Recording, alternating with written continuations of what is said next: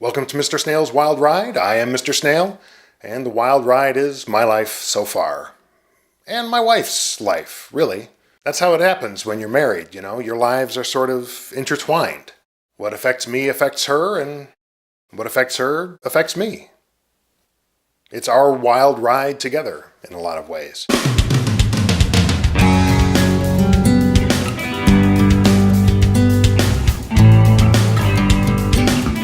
Everything bad happened to both of us pretty early on in our marriage. That includes my wife's decade-long recovery from her illness.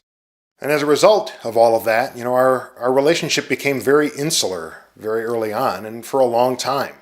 Only a few of our friends were really able to remain involved in our lives for that period and since. We're really grateful to those people and the others that have stood by us and supported us for so long. We're really grateful. Those people have also borne witness to what our marriage has become after 19 years.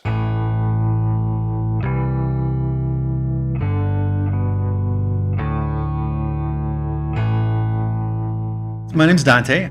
I've known them both a long time, and I lived with them for like 3 years, and I got to see them all, the relationship up close and personal. The first thing is that it works. This is a relationship that works.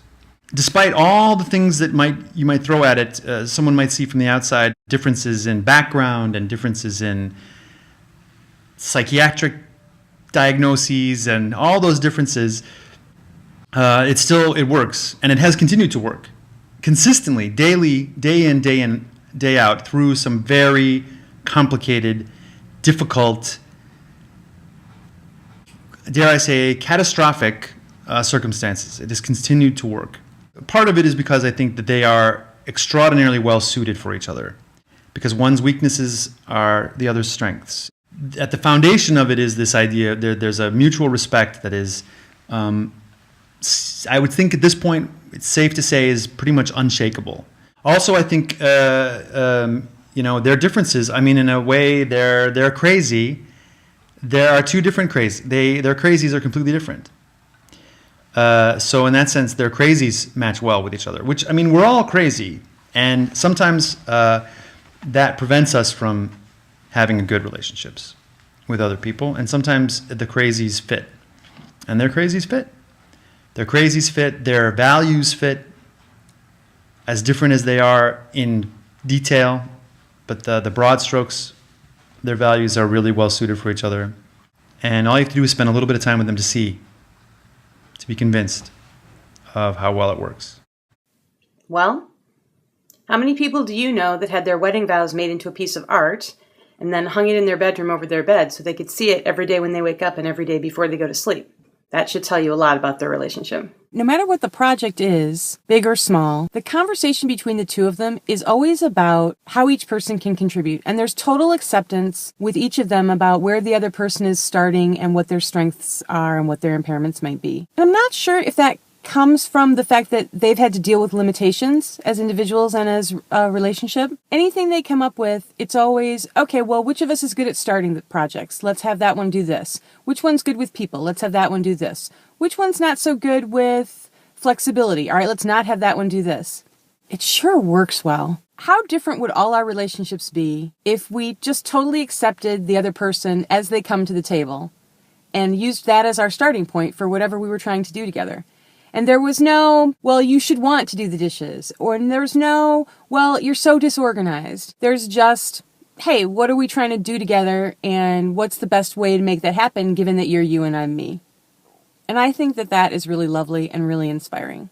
One of the things they do really well is negotiating independent interests. They're very clear on the things that they both like to do, like going to the pumpkin patch, and the things that maybe one person likes better than the other, like their differences in what smells they like, or what bands they like, or what types of art they like. So they have a pretty fluid arrangement where they do things together, and they each have their own interests and friends that they can do those other things with, or do those things alone. And then there's also a special category for, okay, this is a thing that you want to do that I don't like to do, but this particular one is so important to you, and it would add so much joy for you for me to be there, that I'll go along anyway. It's cool to watch that and watch how they kind of negotiate that.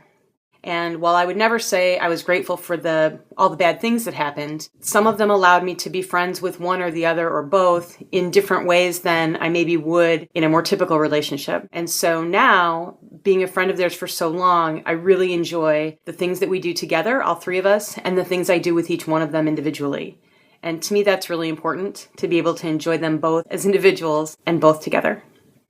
I know that people say relationships are a lot of work and the honeymoon period can't last forever, and I get all that, but I have to also say, based on my observation, that really, really loving somebody goes a hell of a long way. If you find a person who you think is the best person in the world, and you admire them and respect them and love them, that gets you over a lot of humps, I gotta say. One of my favorite things, little moments of joy that I get to witness, is those moments, and we all have them, where somebody does something just quintessentially, stereotypically them.